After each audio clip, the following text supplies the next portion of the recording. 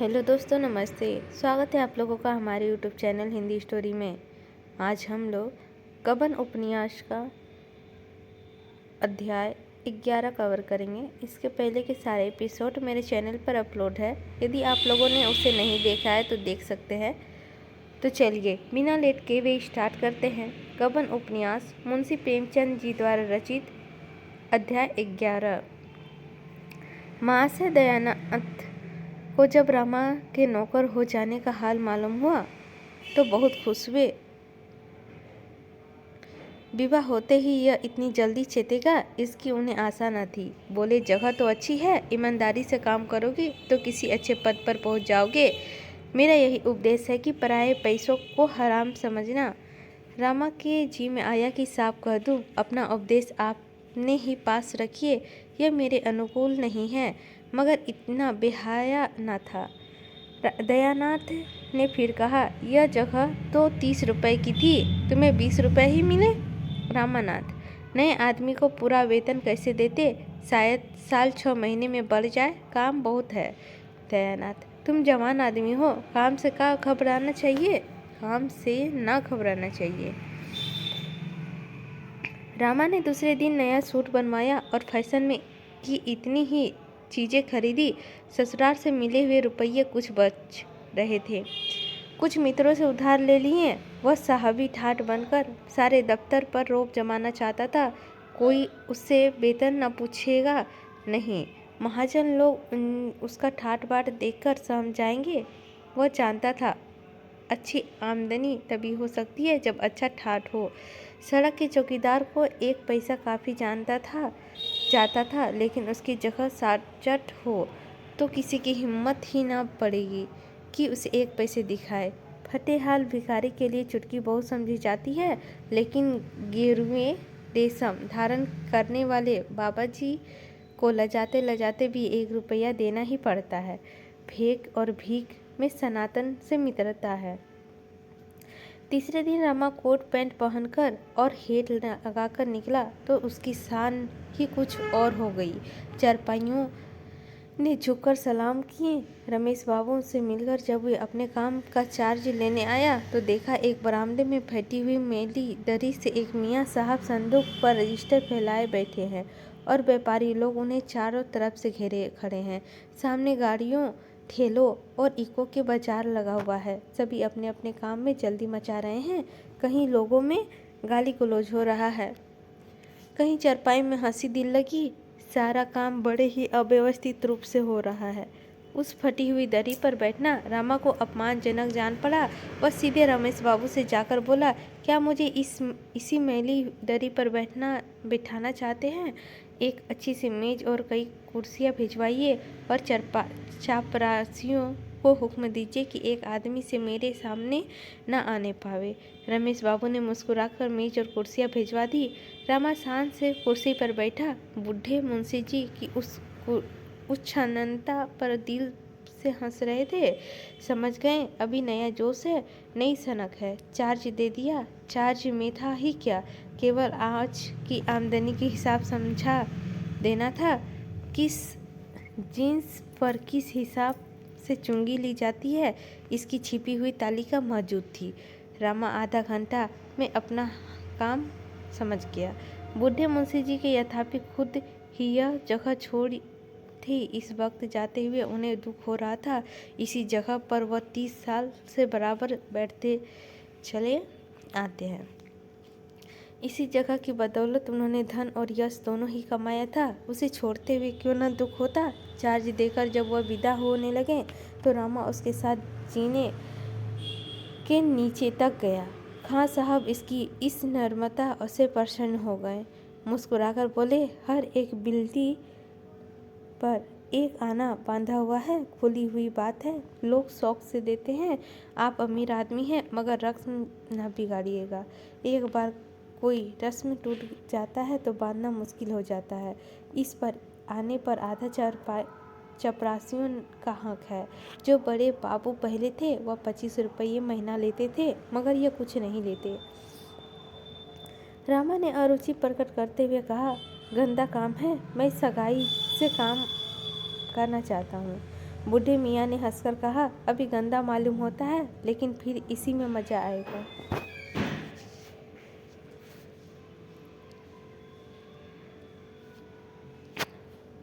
खां साहब को विदा करके रामा अपनी कुर्सी पर बैठा और चपरासियों से बोला, इन लोगों को से कहो बरामदे के नीचे चले जाएं, एक एक करके नंबरवार आवे। एक कागज पर सबके नाम नंबरवार लिख लिया करो। एक बनिया जो 2 घंटे से खड़ा था खुश होकर बोला, हाँ सरकार, यह अच्छा, बहुत अच्छा होगा। रामानाथ, जो पहले आवे उसका काम पहले होना चाहिए, बाकी लोग अपना नंबर आने तक बाहर रहे। यह नहीं कि सबसे पीछे वाले शोर मचाकर पहले आ जाएं और पहले वाले खड़े मुंह ताकते रहें। कई व्यापारियों ने कहा, हाँ बाबूजी, यह इंतजाम हो जाए तो बहुत अच्छा हो, हड़बड़ में बड़ी देर हो जाती है। इतना निरंतरण रामा को रोब जमाने के लिए काफ़ी था। बैक समाज में आज ही अपने रंग ढंग की आलोचना और प्रशंसा होने लगी। किसी बड़े कॉलेज के प्रोफेसर की इतनी ख्याति उम्र भर में ना मिलती। 2-4 दिन का अनुभव ही रामा को सारे दाव घात मालूम हो गए। ऐसी ऐसी बातें सूझ गई जो खां साहब को ख्याल में भी ना सूझी थी। माल का तोल, गिनती और परख में इतनी धांधली थी कि जिसकी कोई हद ना नहीं। इतना निरंतर रामा का रोब जमाने के लिए काफ़ी था। वणिक समाज में आज ही उसके रंग ढंग की आलोचना और प्रशंसा होने लगी। किसी बड़े कॉलेज में प्रोफेसर की इतनी ख्याति उम्र भर से ना मिलती। 2-4 दिन के अनुभव से ही रामा के सारे दाव घात मालूम हो गए। ऐसी ऐसी बातें सूझ गई कि जो खां साहब को ख्वाब में भी ना सूझी थी। माल का तोल, गिनती और परख में इतनी धांधली थी जिसकी कोई हद नहीं।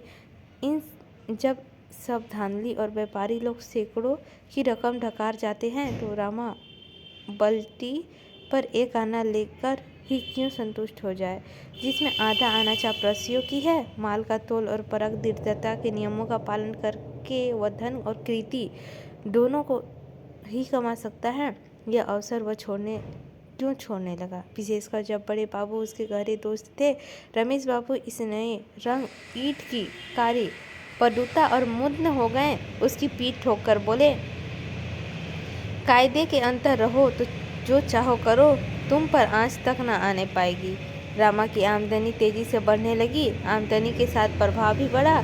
सूखी कलम घिसने वाले दफ्तर के बाबुओं ने जब सिगरेट, पान, चाय या जलपान की इच्छा होती तो रामा के पास चले आते। उस बहती गंगा में सभी हाथ धो सकते थे। सारे दफ्तर में रामा को सराहना होने लगा। पैसे को तो वह ठिठारा समझता था। क्या दिल है कि वाह, और जैसे दिल है वैसे ही जवान भी मालूम होता है। नस नस में सपारत भरी हुई है। बाबुओं का जब यह हाल था तो पासियों की मुरीफों का पूछना है क्या। सबके सब रामा के बिना दामों गुलाम थे। उन गरीबों की आमदनी ही नहीं, प्रतिष्ठा भी खूब बढ़ गई थी। जहाँ गाड़ीबान तक फटकार दिया करते थे, वहाँ अब अच्छे की गर्दन पकड़कर नीचे ढकेल देते थे। रामानाथ की तूती बोलने लगी, मगर जालपा की अभिलाषाएं अभी एक भी पूरी ना हुई। नाग पंचमी के दिन मोहल्ले की कई युवतियां जलपा के साथ काजरी खेलने आई, मगर जलपा अपने कमरे के बाहर नहीं निकली। भादों में जन्माष्टमी का उत्सव आया। पड़ोस की एक सेठानी रहते थे, उनके यहाँ बड़ी धूमधाम से उत्सव मनाया जाता था। वहाँ से सास और बहू को बुलावा आया। जागेश्वरी गई। जलपा ने जाने से इनकार कर दिया। इन 3 महीनों में उसने रामा को एक भी आभूषण की चर्चा ना की, पर उसका यह एकांत प्रेम उसके आचरण को उत्तेजित था। इसमें ज़्यादा उत्तेजित वह पुराना सूची पत्र था जो एक दिन रामा कहीं से उठा लाया था। उसकी भांति भांति से सुंदर आभूषण के नमूने बने हुए थे। उसमें मूल्य भी लिखे हुए थे। जलपा एकांत में सूची पढ़ने में बड़े ध्यान से देखा करती। रामा को देखते ही वह सूची पत्र छिपा लेती थी। इस हार्दिक कामना को प्रकट करके वह अपनी हंसी ना उड़वाना चाहती थी।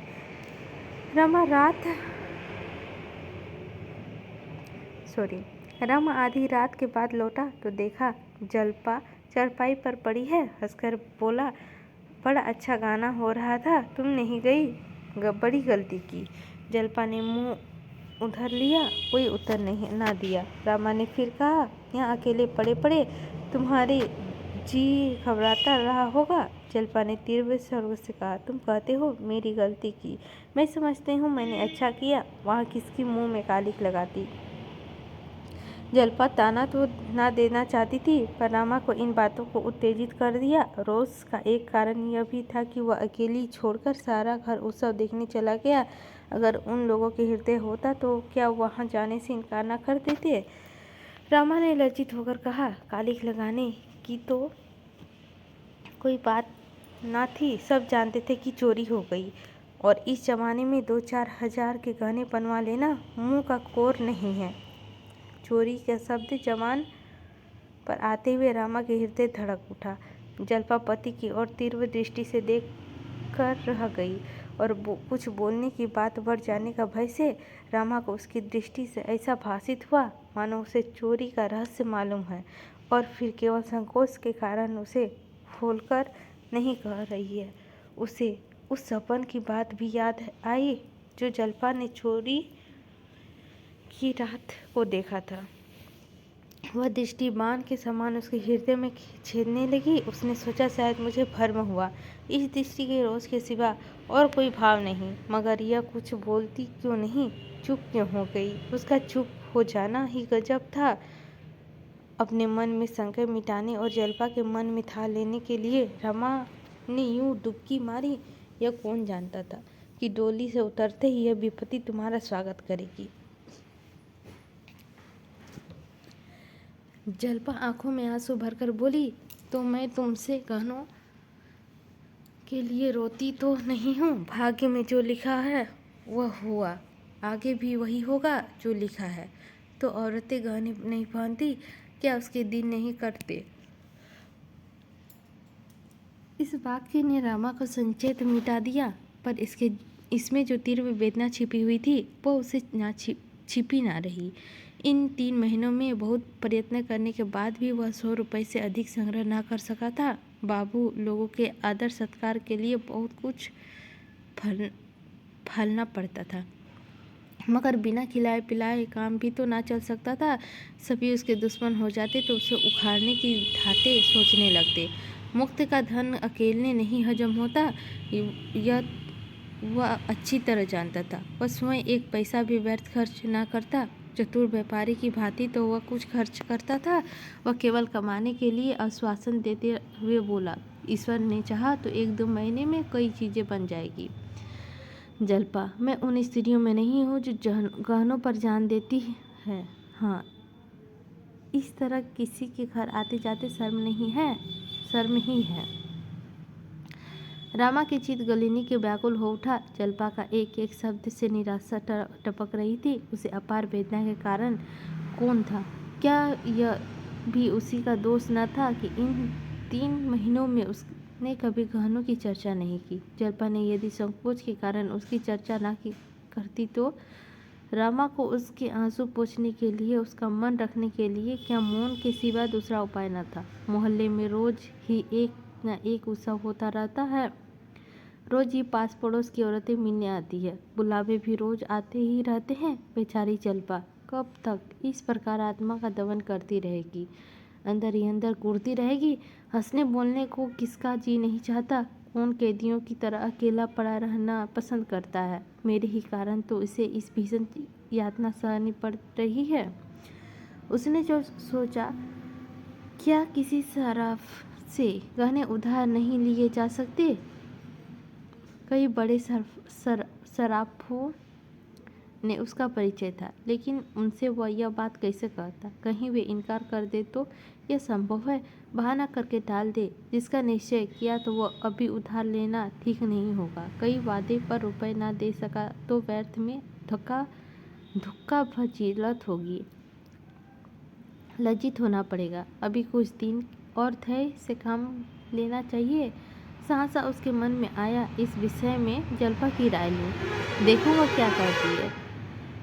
अगर उसकी इच्छा हो तो किसी शराब से वादे पर चीज़ें ले लिया जाए। मैं इस अपमान और संकोच से सह लूँगा। जल्पा को संतुष्टि के लिए उसने गहनों की इतनी बड़ी फिक्र है। बोला, तुमसे मैं एक सलाह करना चाहता हूँ, पूछूं या ना पूछूं। जल्पा को नींद आ रही थी, आंखें बंद किए हुए बोली, अभी सोने दो भाई, सवेरे उठना है। रामानंद, अगर तुम्हारी राय हो तो किसी शराब से वादे पर गहने बनवा लाऊं, इसमें कोई हर्ज तो नहीं है।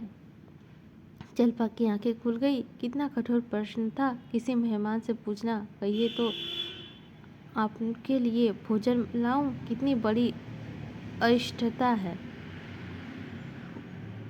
इसका तो यही आशा है कि हम मेहमान को खिलाना नहीं चाहते। रामा को चाहिए कि किसी चीज़ें लाकर जल्पा के सामने रख देता और बार बार पूछने पर यही कहना चाहिए कि दाम देकर लाया हूँ, तब वह अलबत्ता खुश होती। इस विषय में उसकी सलाह लेना घाव पर नमक छिड़कना था। रामा की ओर से अविश्वास की आंखों से देखकर बोली, मैं तो गानों के लिए इतनी उत्सुक नहीं हूँ। रामानाथ, नहीं, यह बात नहीं, इसमें क्या हर्ज है कि शराब से चीज़ें ले लूं, धीरे धीरे उसके रुपए चुका दूंगा। जल्पा ने दृढ़ता से कहा, नहीं, मेरे लिए कर्ज लेने की जरूरत नहीं। मैं बेसिया नहीं हूँ कि तुम्हें नोच खसोट कर अपना रास्ता लूँ। मुझे तुम्हारे साथ जीना और मरना है। अगर मुझे सारी उम्र बेगहनों की रहना पड़े तो मैं कुछ लेने को ना कहूँगी। औरतें गहनों में इतनी भूखी नहीं होती। घर के प्राणियों की संकट में डालकर गहने पहनने वाली दूसरी होगी। लेकिन तुमने तो पहले कहा था कि जगह बड़ी आमदनी की है। मुझे तो कोई विशेष बचत दिखाई नहीं देती। रामानंद, बचत तो जरूर होती और अच्छी होती, लेकिन जब अहलकारों के मारे बचने भी पाए, सब शैतान सिर पर सवाल रहते हैं। मुझे पहले मालूम न था यहाँ इतने प्रेतों की पूजा करनी होगी। जल्पा, तो अभी कौन सी जल्दी है, बनते रहेंगे धीरे धीरे। रामानाथ, खैर तुम्हारी सलाह है तो एक आधा महीना और चुप रहता हूँ। मैं सबसे पहले कंगन बनाऊंगा। जल्पा ने गदगद होकर कहा, तुम्हारे पास अभी इतने रुपए कहाँ होंगे। रामानाथ, इसका उपाय तो मेरे पास है। तुम्हें कैसा कंगन पसंद है। जल्पा अब अपने किरमत संयम में ना निभा सकी, अलमारी में से आभूषण की सूची पत्र निकालकर रामा को दिखाने लगी। इस समय वह इतनी तत्पर थी कि मानो सोना लाकर रखा हुआ है, सुनार बैठा हुआ है, केवल डिजाइन ही पसंद करना बाकी है। उसने सूची के 2 डिजाइन पसंद किए। दोनों वास्तव में बहुत ही सुंदर थे, पर रामा का उसका मूल्य देखकर सन्नाटे में आ गया। एक 1000 का था, दूसरा 800 का। रामानाथ, ऐसी चीज़ें तो शायद यह बन भी ना सके, मगर कल मैं जरा सरफराज की सैर करूँगा।